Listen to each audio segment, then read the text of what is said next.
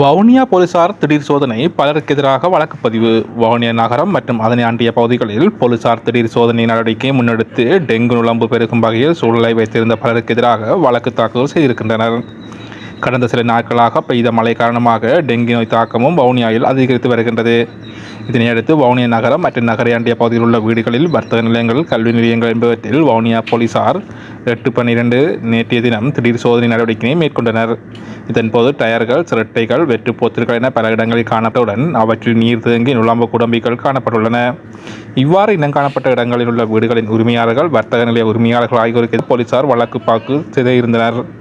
இதேவேளை டெங்கி நோய் தாக்கம் அதிகரித்து வருவதால் வீடுகள், வர்த்தக நிலையங்கள் மற்றும் தமது எலும்புகள் பெருகாத வண்ணம் சுத்தமாக வைத்திருக்குமாறு போலீசார் பொதுமக்களை அறிவுறுத்தியுள்ளமை குறிப்பிடத்தக்கது.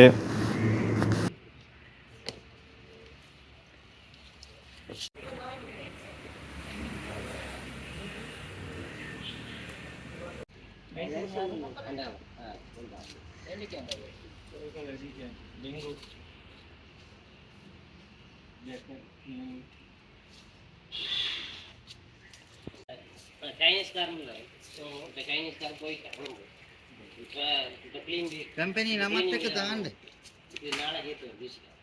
मत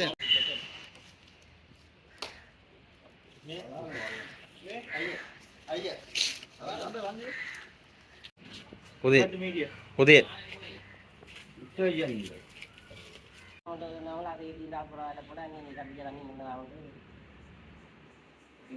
இந்த கடை